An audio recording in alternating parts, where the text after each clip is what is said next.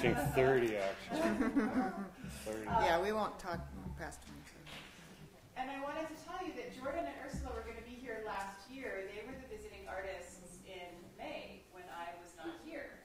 Oh. So we persevered and made sure that they were able to come back this year since they weren't able to come last year when I was in the hospital. So, so I'm really happy that we were talking about this at dinner, that we were really happy that they got to come back this year. So I just want to welcome them and say thank you for being here. Thank you. Thank you for having us. Thank you.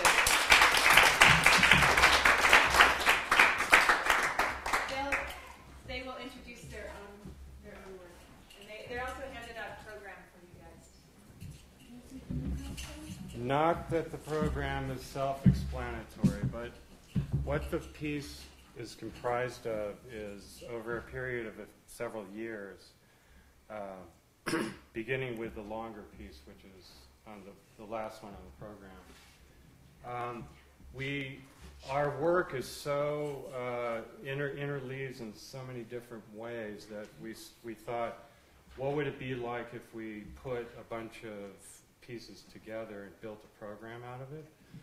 And part of the idea is that we weren't after finding some sort of arc or thread that went through all the work and tied it together into a kind of uniform, cohesive form.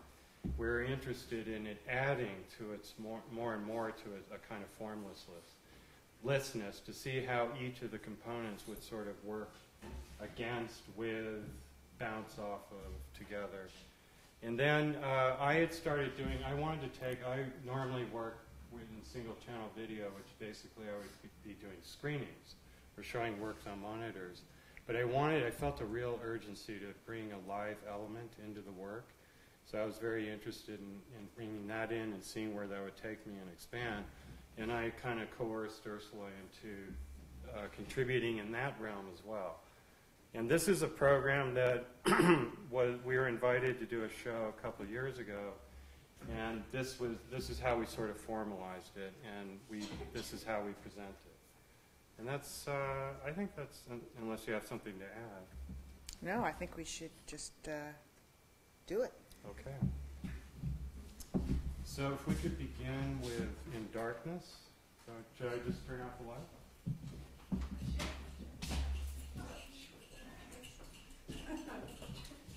I'll get it. Well, that's You guys can position yourself if you want. when I turn off the light, you can get those spaces. Perfect.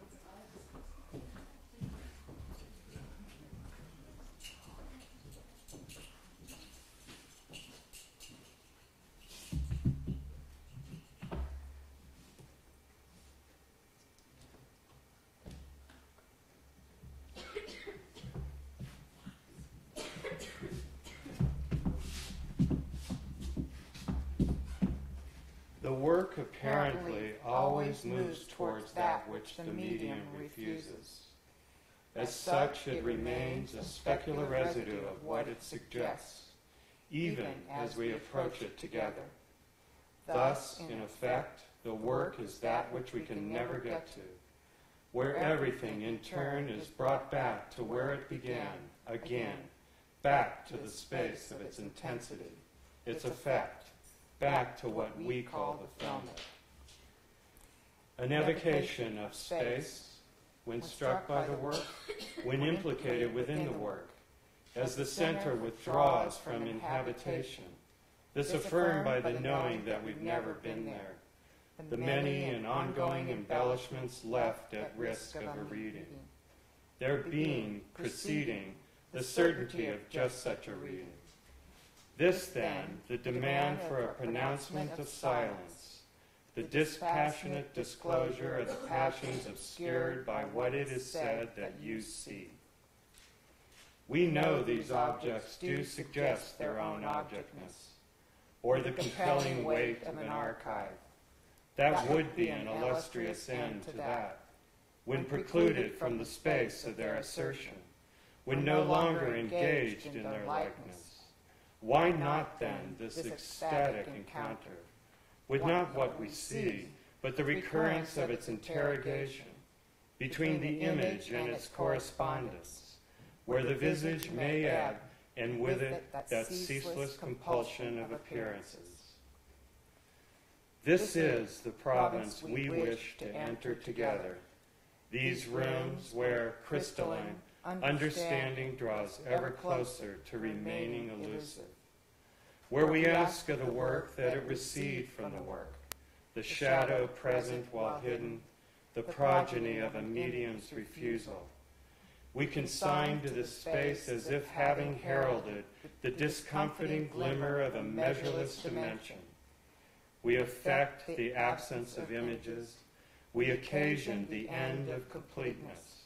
We drift towards an empathic momentum. What happens, for example, when one lives an event as an image? To live an event as an image is not to remain uninvolved, to regard the event disinterestedly, in the way that the aesthetic version of the image and the serene ideal of classical art propose. But neither is it to take part freely and decisively. It is to be taken, to pass from the region of the real, where we hold ourselves at a distance from things the better to order and use them, into that other region, where the distance holds us, the distance which then is the lifeless deep, an unmanageable, inappreciable remoteness, which has become something like the sovereign power behind all things. This movement implies infinite degrees. Thus, psychoanalysis maintains that the image, far from abstracting us and causing us to live in the mode of gratuitous fantasy, seems to deliver us profoundly to ourselves. The image is intimate, for it makes of our intimacy an exterior power which we suffer passively. Outside of us, in the ebb of the world which it causes, there trails like glistening debris the utmost depth of our passions.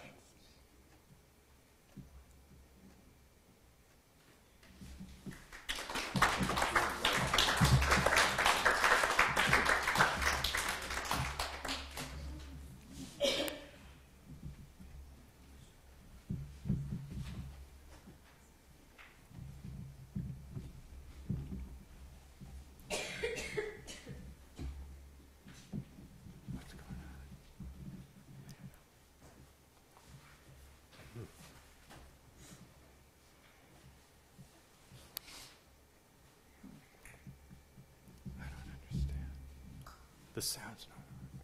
That's how.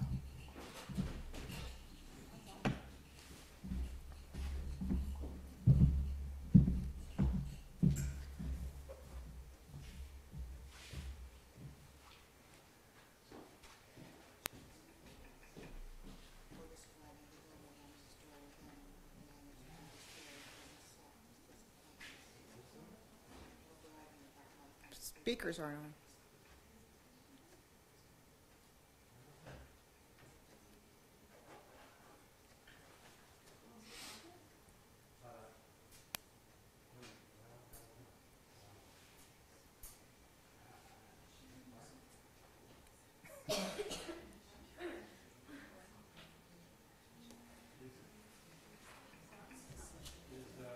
Are you hearing anything up there? No, nothing out of the speakers.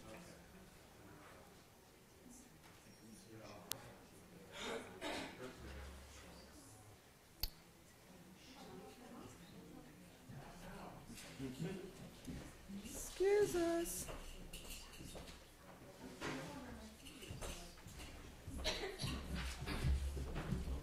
I see the lights on over there on the speaker.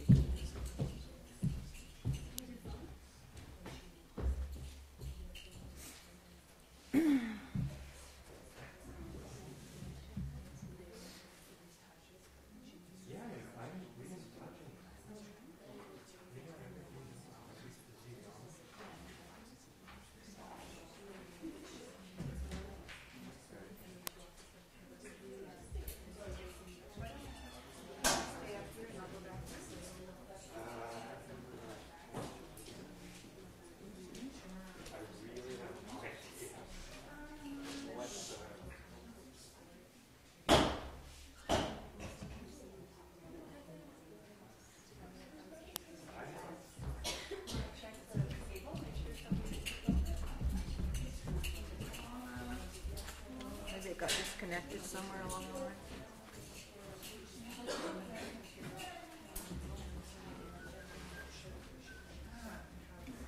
I don't know what I did with my water. With your what? Nothing. Uh, What was that?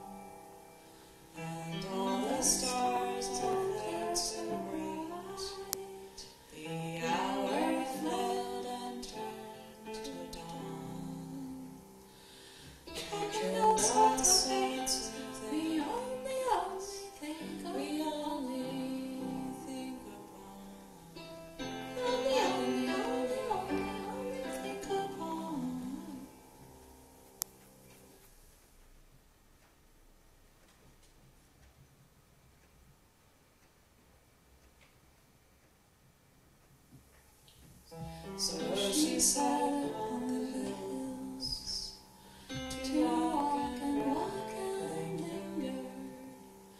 She sat without a house, without a home.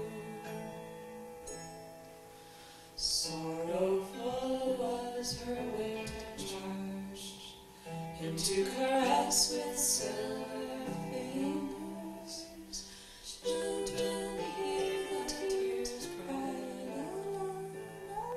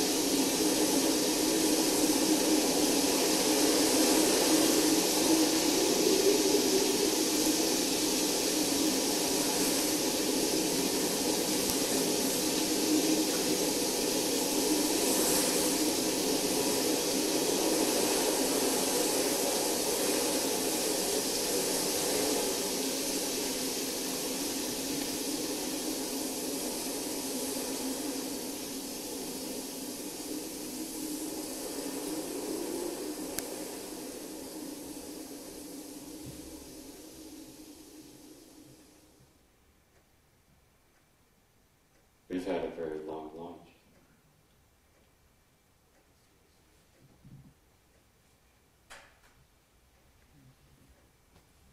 I ought to be going.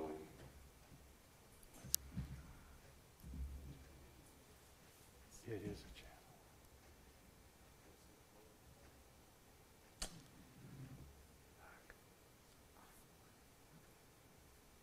One of the channels. Yeah, I don't know. What thing?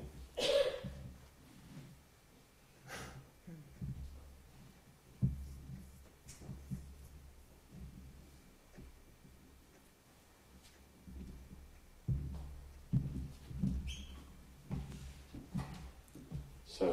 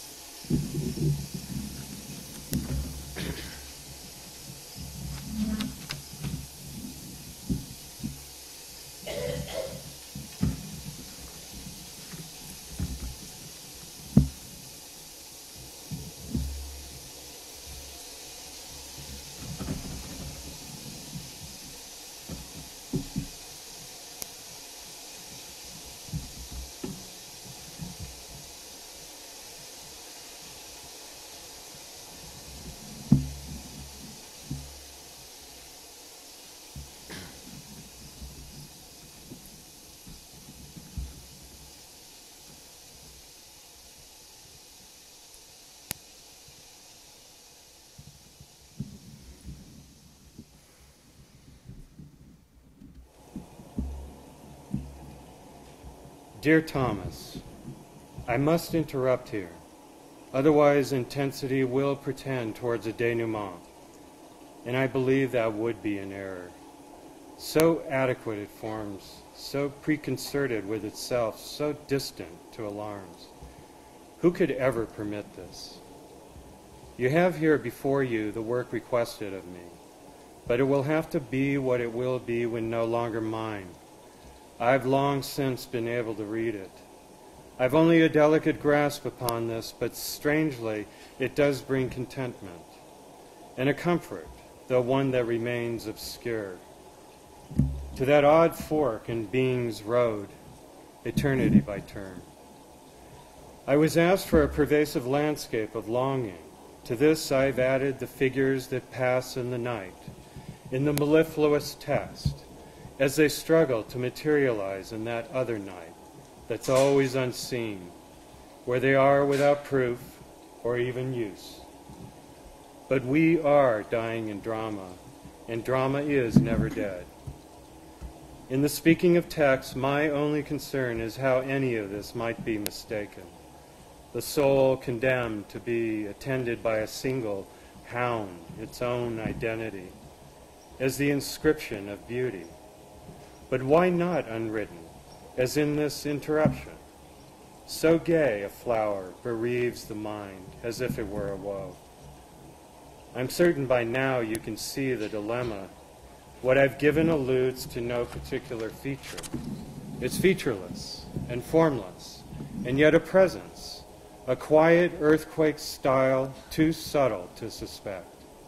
Everything comes from concealment, and I cannot refuse what's behind me, no matter how it's depicted.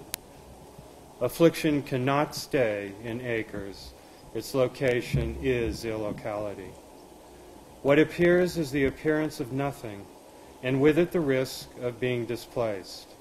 My only hope is that I not write just to recall something of use.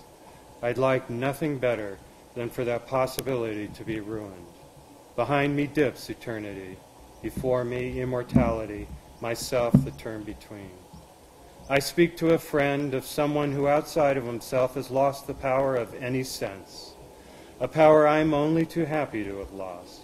I have nothing to say, and I have only the passion that passes through me, and does so quietly, without my feeling or seeing, when it was dark enough to do, without erasing sight. The melancholic warmth approaches. Acute degree, however unbearable, however impossible, or however ambiguous this might be, even if miserable, I am nevertheless happy. This discovery was not a pleasant one. And so, Thomas, I entrust to you the task of pronouncing the missing end, or where the heft and hurt began. When it comes, the landscape listens, shadows hold their breath.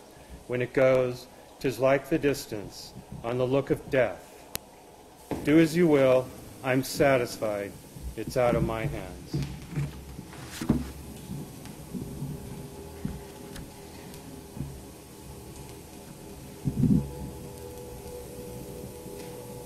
There is a lot of ambulance sound on other channels. Have those birds and stuff.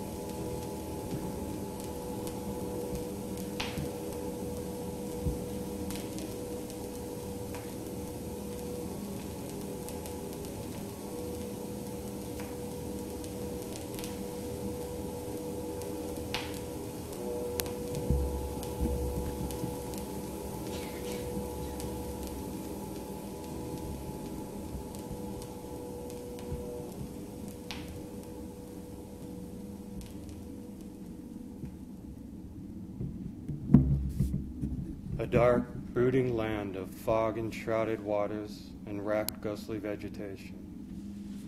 Calls echo haunted through a cold and laden still.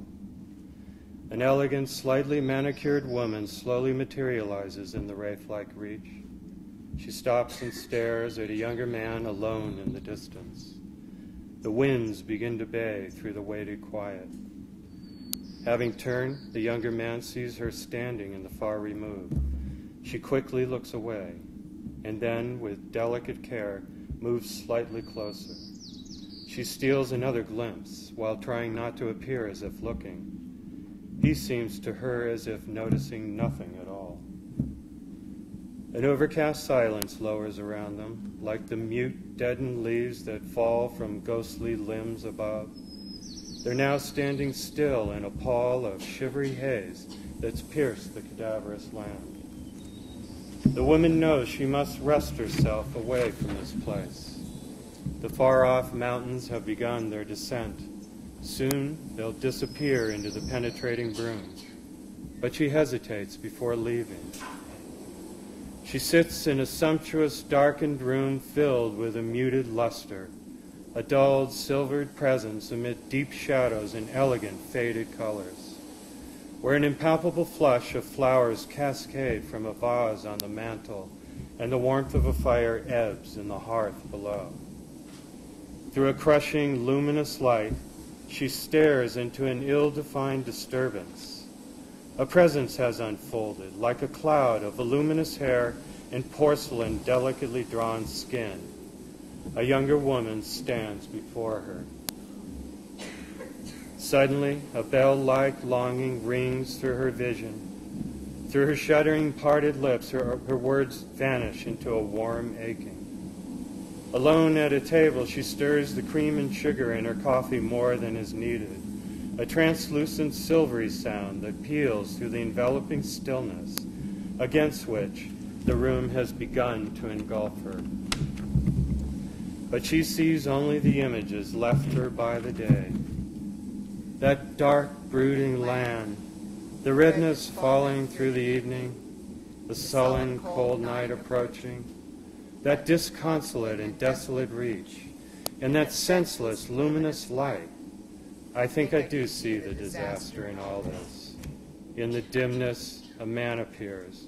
She moves with him in slow, exhausting movements, around furniture that recedes into blackness, through pitch shadows and dead weight. They move towards the darkened puce-draped drapery hung at the far end of the room, towards its beckoning folds.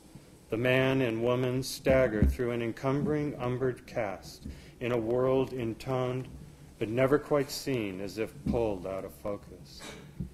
I saw her, though I'm not sure how. She told me that she ruined her beauty, but a radiance hung all around her. It was an affliction just to see it, as if everything was suddenly incendiary. But I would have suffered to not look at all. I have to get back before I'm able to see anything. When will I see you? I may not be here when you get back. Was she very... I see what you're thinking. She never passed into my sight. It was as if I weren't even there.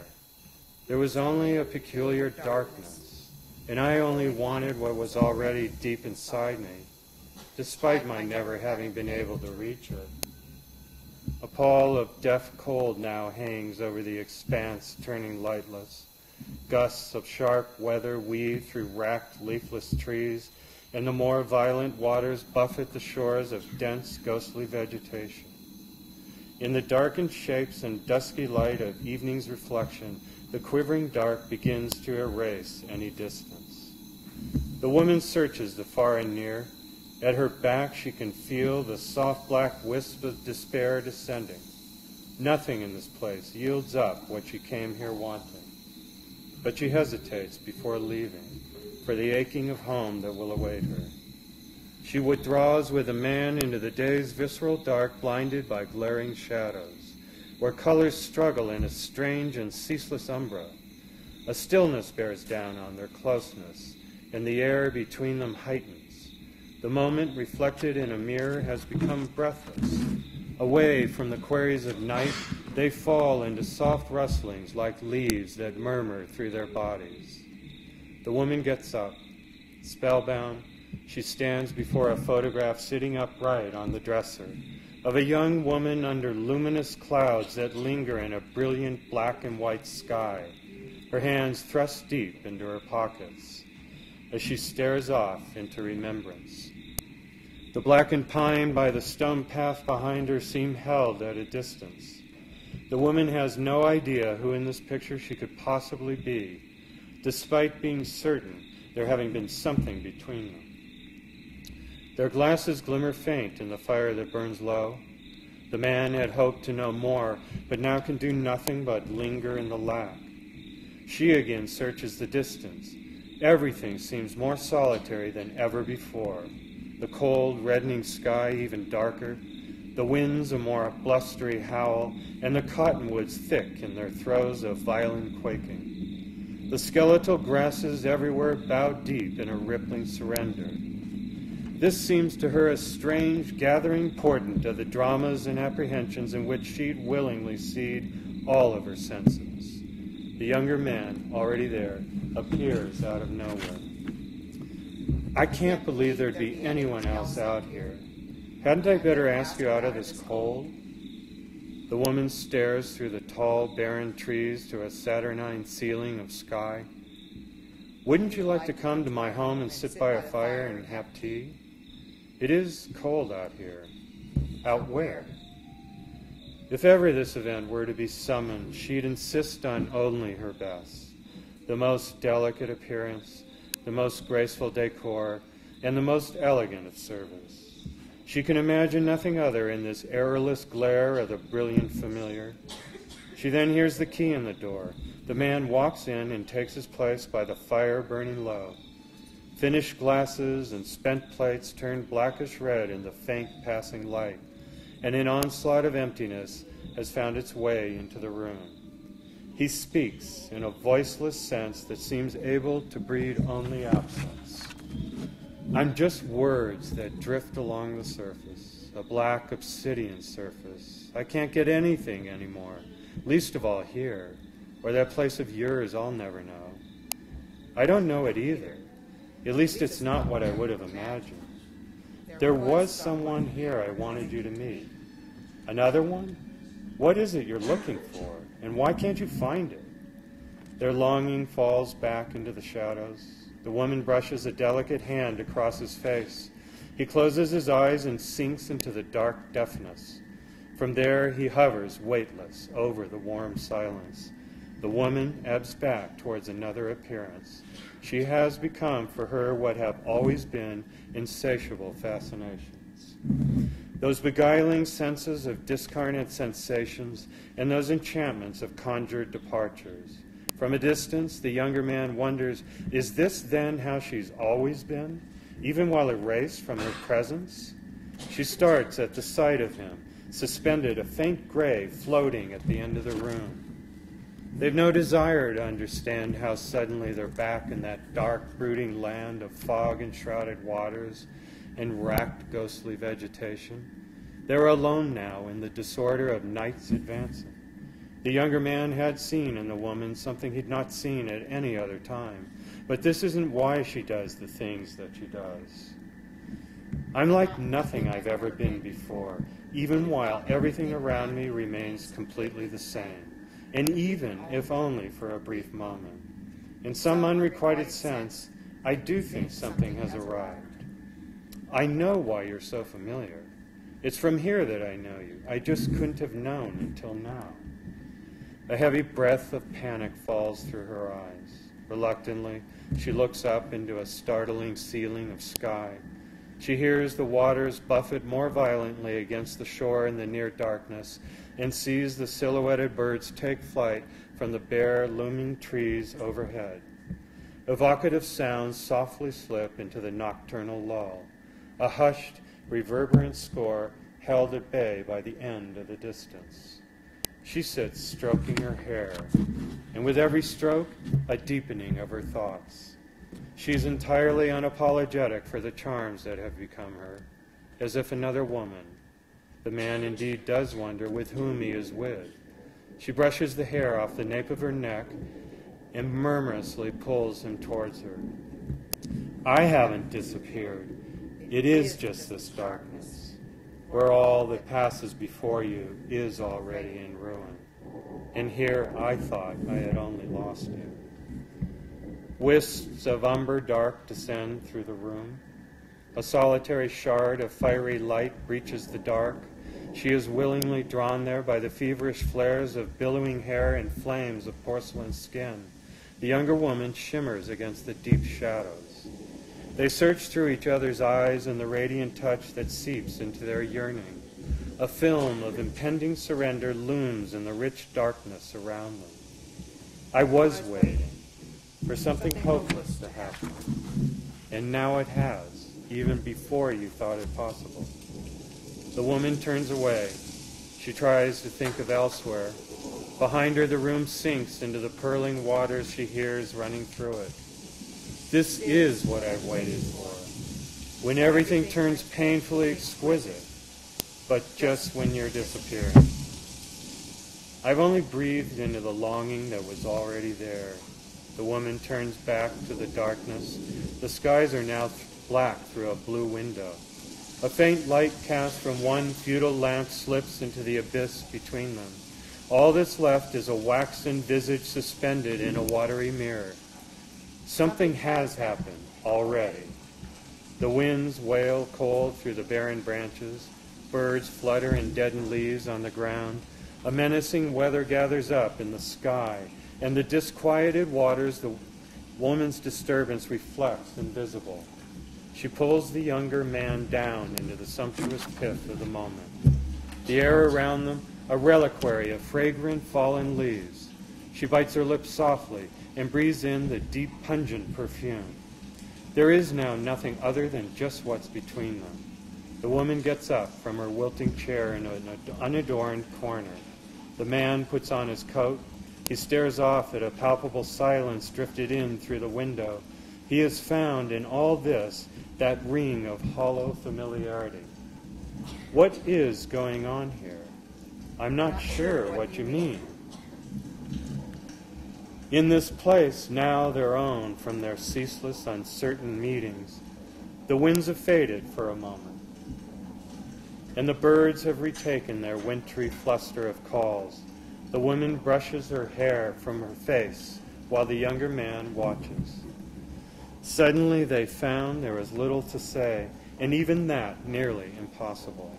A melancholic silence has increased in the quiet, like the lapse between the landscape and their presence.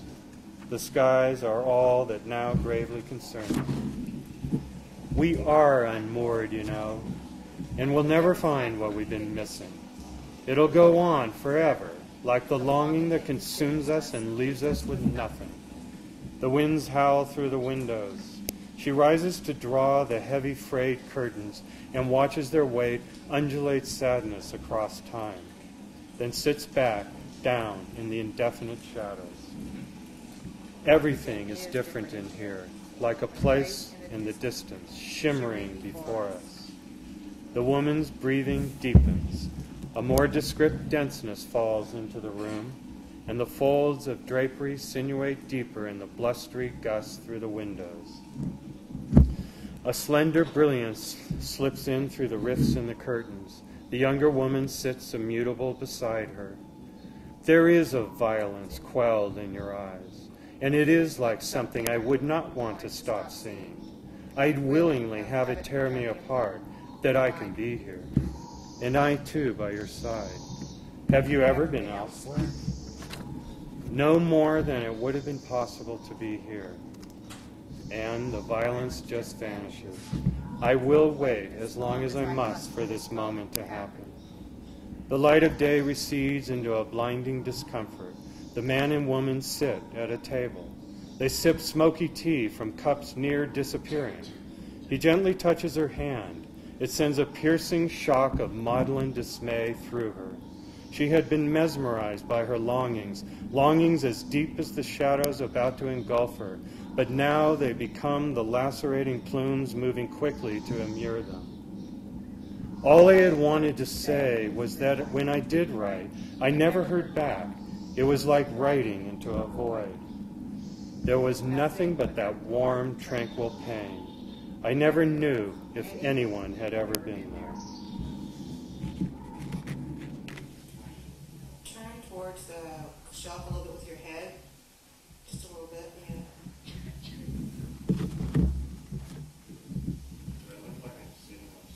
Yeah.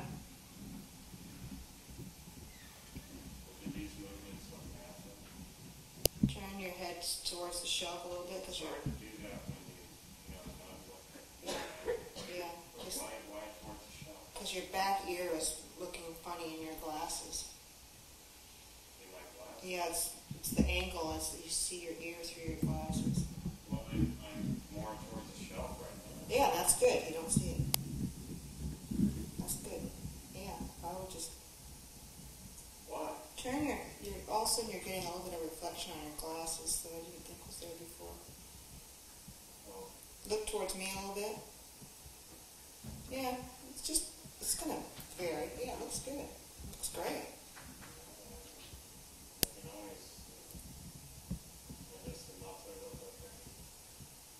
Yeah.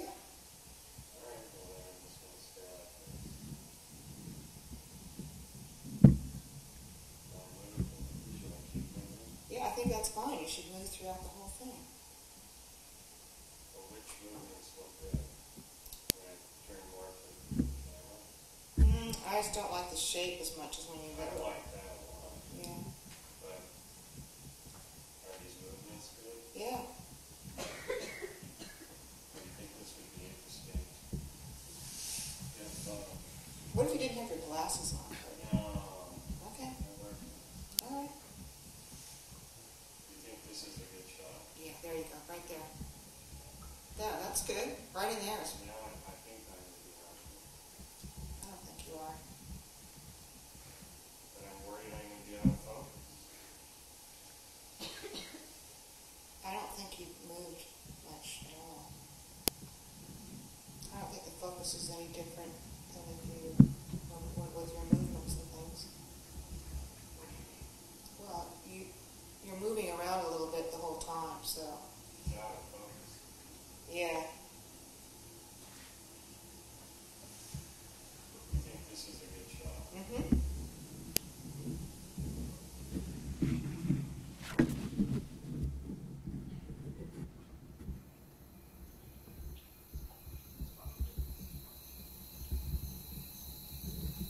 In the mirror, she tries to reflect a contented bearing out into the darkness, as if having heard someone there about to speak.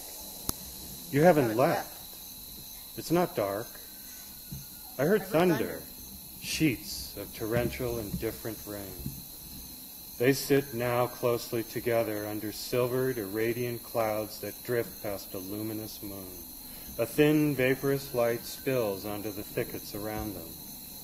The night is so strange, with that luster in the pitch-black sky.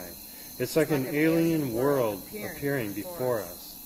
I thought I knew what this place was, but now I can see I knew nothing at all.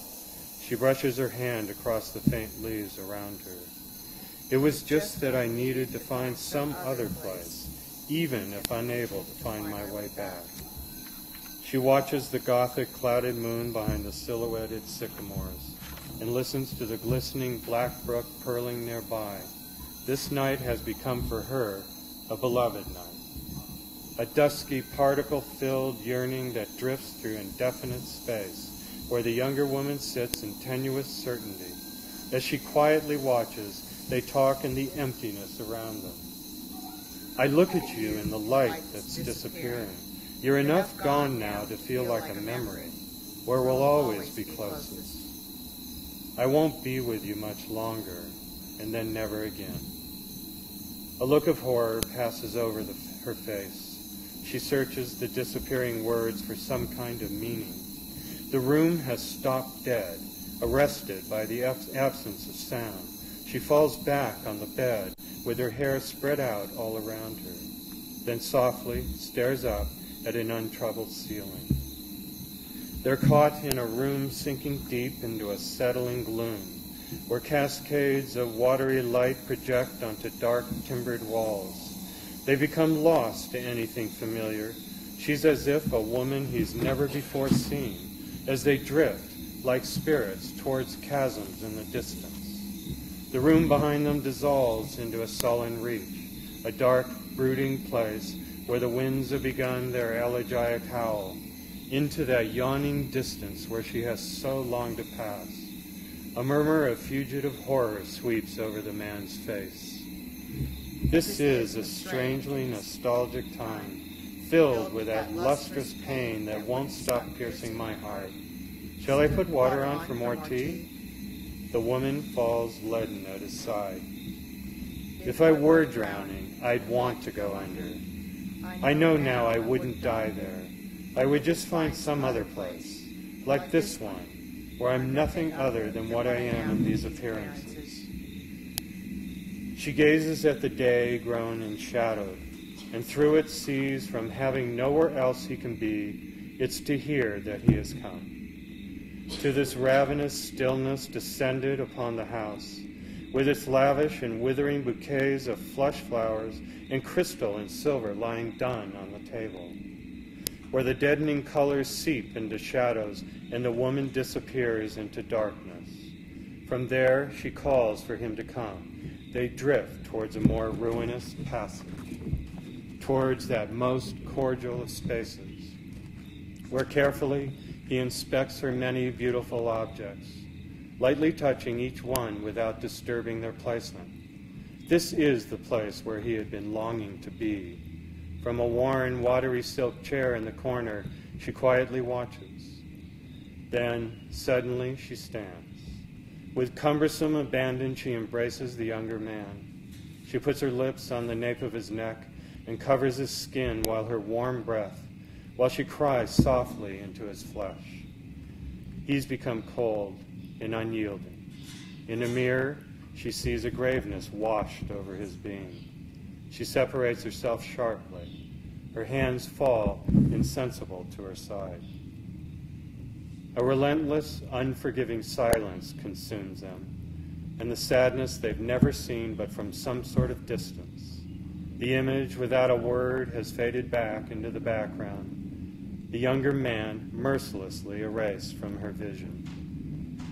From the shadows, she can't help but look after him, as if she could see where it was he had gone, when already she knew he had never even been there. As is wont within the blinding, cadaverous land, flickering in the remove, now appearing, where the moonlight falls on relentless spectral gardens, where the waterfowl light bejeweled on desolate waters, and the leaves ringing in pitiless, weariless winds peel through the dark, diminished obscurity.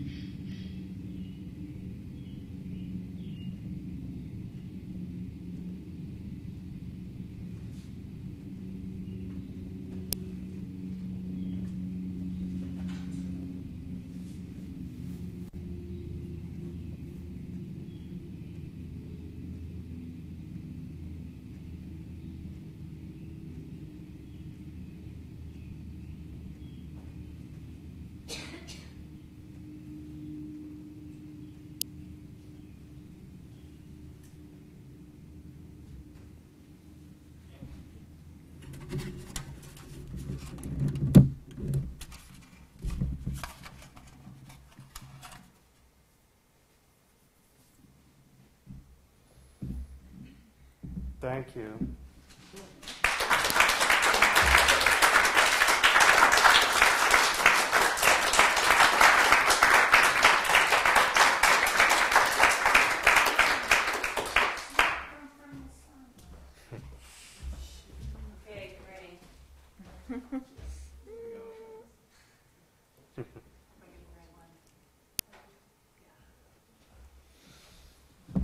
Well, there's a bit of explaining to do.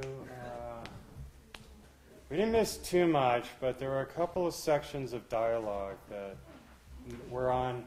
I think what was happening is not one whole channel was out, but somehow maybe when things were in between channels or somewhat towards one channel, they just dropped out. So there was a after we read off our iPhones, there's a small segment of Ursula reading a text, and then there's a very short, brief amount of dialogue in the black and the third piece. And that's about it. And you probably missed some bird sounds, maybe some ambient stuff at the end there.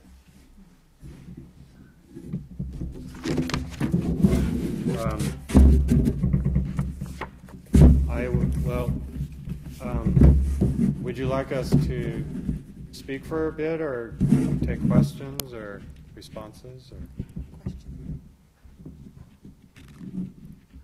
do you have a question? Does anyone have any? The question is, does anybody have any questions? Yeah, or comments? Yes. I thought it was really interesting when you had an image of a room that looked very similar to this room. I thought the same thing. Yeah, it was crazy. It was a great experience to have like this environment into the film, and then even smaller into the pictures. So yeah. Yeah, I noticed that. That's actually perfect. I've done this enough. The last segment, which is like a half hour, that's the one that I was doing initially, and I did that for a couple of years before we expanded it into this hour-long thing. So I've done it enough to actually be able to think during it, and I was thinking that, what your comment fits perfectly in with what we're both very, very involved in trying to engage with, both in what we shoot and how we deal with light and sound in the everyday objects. And that segment was shot in we were in a residency, and we ended up, of course, shooting the room that we were doing our residency in, rather than, there's some landscape stuff, because it's just something about the everyday experience that I think beckons to us. And for me in particular, that's a space that I've been involved in since I picked up a camera 30 years ago. It was a very compelling thing, and it's taken me a long time to kind of understand what is it about that that's so engaging. And the work that I'm developing now is going to go further into that. It's because the everyday, and I think as time goes on, is a space that needs to be reclaimed.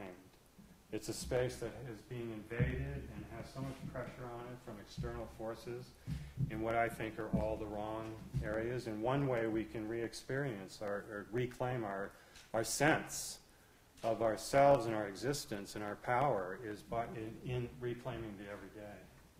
So all of my work just it's expansive and sort of filmically, but it all comes back into these sort of very constrained, interiorized places. Do you have anything you want to add to that? Well, I think that it's the domestic environment that we shot that room in, the paneled room, it was like this knotty pine cabin. And the experience of the piece in another knotty pine environment, or something close to it, it brings up the whole idea also of a project adapting to the space where it's being presented. And it's an interesting thing to explore, and the pieces have felt different every place that we've screened them or performed them. And that's what you just identified was another example of that. Yeah, a very nice one, I'd say. Yeah.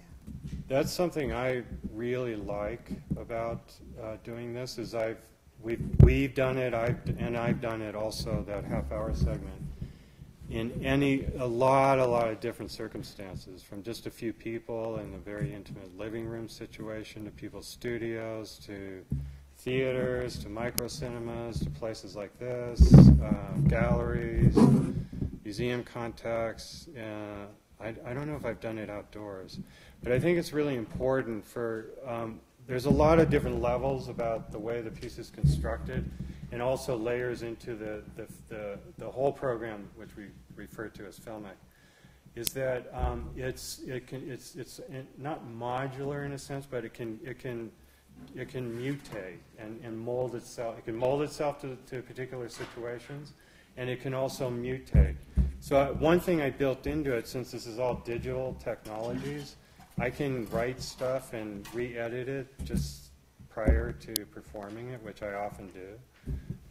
I like that sort of fluidity, and the machine did today. Yeah, What's that? exactly. The machine, by altering the channels Yeah. and sound, Yeah, creates a piece. absolutely. And- I mean, you wouldn't have known probably at all if we hadn't made a big hubbub about it. Yeah, and if I wasn't here, because most of my work prior to this, since like 2008, that voice would be embedded in the imagery and the screen.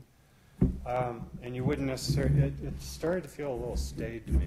I wanted to become more of at least have some sort of experience, in the social context, and some sort of feeling of it. You know what you could do? You could actually, the timing would work. You could serve dinner whilst you read and whilst it was performed, and then the audience has a different kind of, it's becoming closer to an artistic reflection on the everyday if you actually have dinner going on. whilst you stage time. Are you a chef, maybe? No, I think it would work. You could, Yeah, it's an yeah. interesting idea, absolutely. I want, when the next piece I'm working on, I have plans for it to travel, and I want it purposely to move through different circumstances and situations. I've had lots of interesting suggestions along those lines, and I'm open to all of them. Yeah, I think that's part of what the piece is. Yeah. Take it to a restaurant. Yeah. Yeah, no, also the other thing is I eventually I'm going to kind of put together a mobile, so I could come here, you wouldn't need any equipment, I'd have everything. You could set everything up really quickly.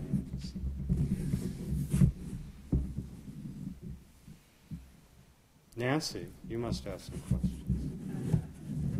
I actually have a question about how you work with the sound and the imagery and how you match it together. Like, what are some of the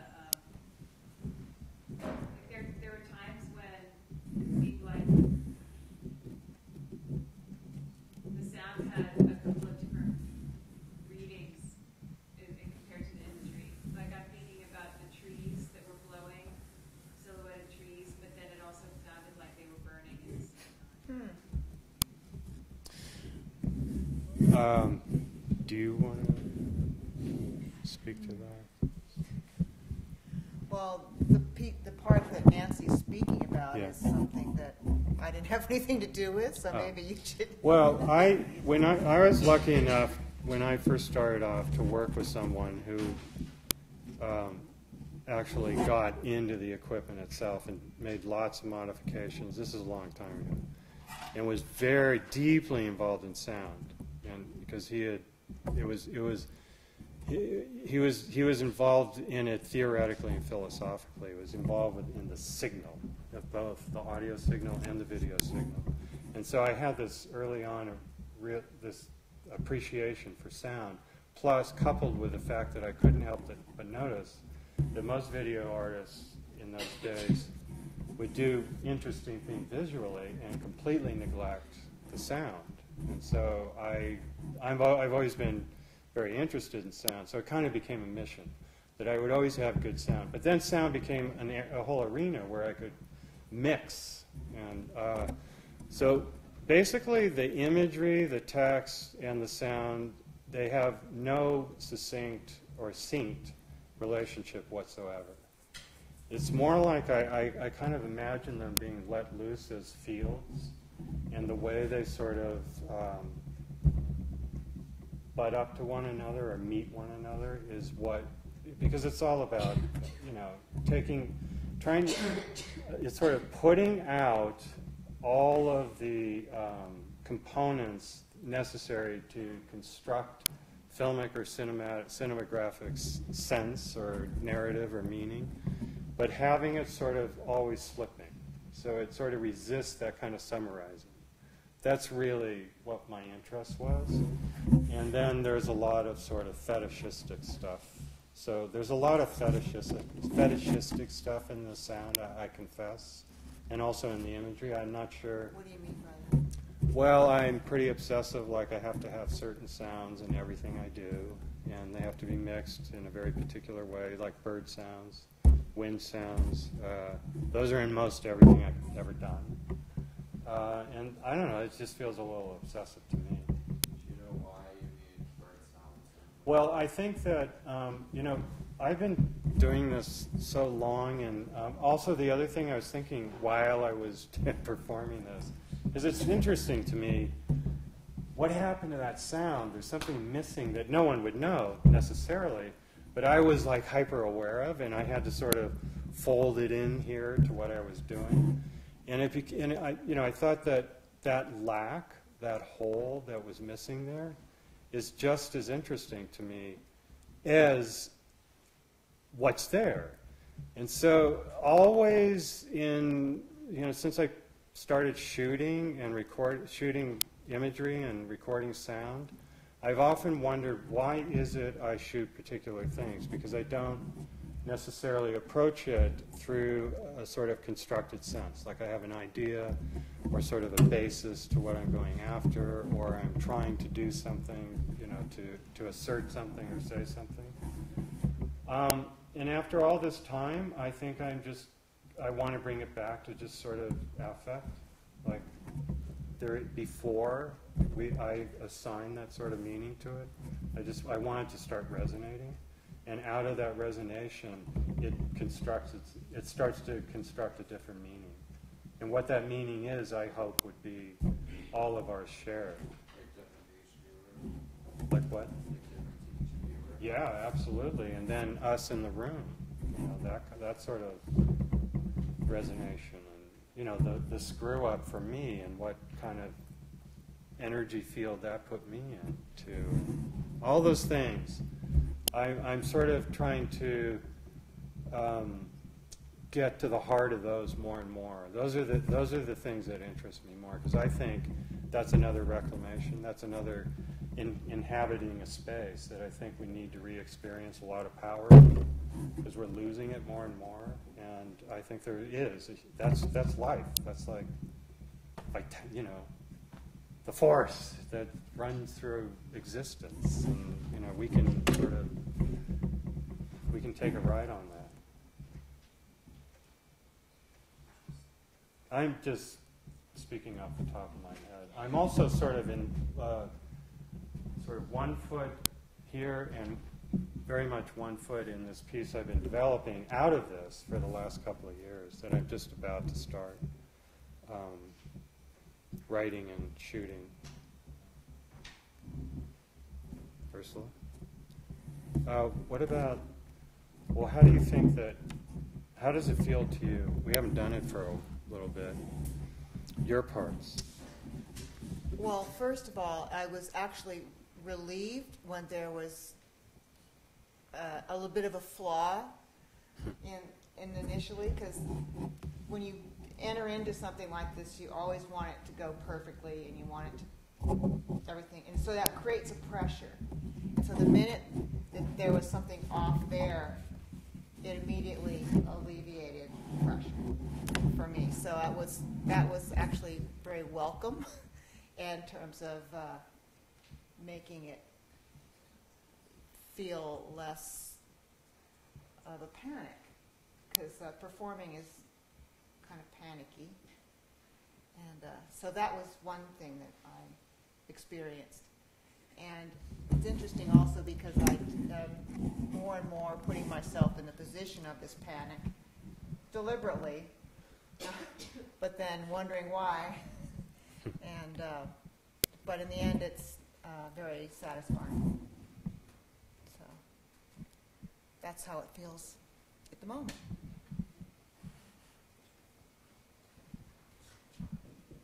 Yeah.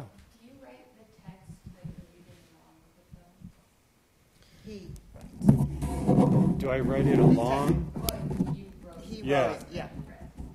Yeah, I wrote that first bit we read off our iPhones, and I wrote the last long. But that's in the 90s. I was living in San Francisco, and I thought I don't want to be an artist anymore. I want to make films. I wanted to just be a filmmaker, and at that time it was sort of this burgeoning independent film thing happening. And I figured the best way to start is with a short film, which is actually became a sort of systematized, way to approach the independent film industry. So that script was my short film, but I got some film script writing software, and the only thing that interested me about a script was all the stuff that you don't hear in the film. All the action, all the descriptions, all that. So this script is like 80% of what would be describing the scene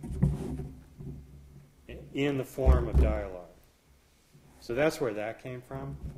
I've been writing texts for my pieces for a long time. Yeah. But I also, I borrow things. There's lots of other writing in there. In the audio that you didn't hear, there was text written by someone else, though. Yes, that's true. Another writer named Jennifer Krasinski wrote a very short introduction to the SeaWorld film that you saw, but you didn't hear her part. Maybe another time. Yeah, it's too bad. It's really good. I have no explanation for that. I would have to go back and see how I mixed that. It's very strange. Because it wouldn't be, it's funny, but in the 80s and early 90s, a lot of people warned about making video stereo because the circumstances that we showed you were predominantly really poor. And often you would lose a channel. So if you had a stereo mix and it was really separate in the image, you'd lose half your audio. So, but I thought those problems were sort of behind me. But I ran into a lot of old school things tonight that was actually pretty interesting. Interference, I haven't seen that for a long time. Hum, channel sort of out. Yeah, that's what I used to contend with. It's organic. The 80s and 90s, all the time. All the time. Constant. I was getting tired of things being seamless. Really? Yeah. Yes. I think because you do so much from the other day, it made it a lot easier for me personally to connect with the whole thing. Oh.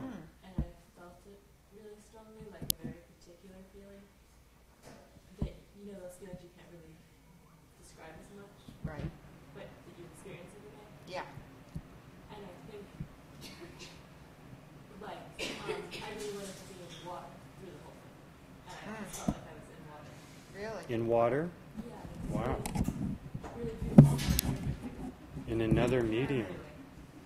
That's great. Very nice. That's really nice to hear. Well, there's lots of instances of different types of water phenomenon going on that you can get pulled into. Because there's a lot of underwater, and then there's lots of views of water.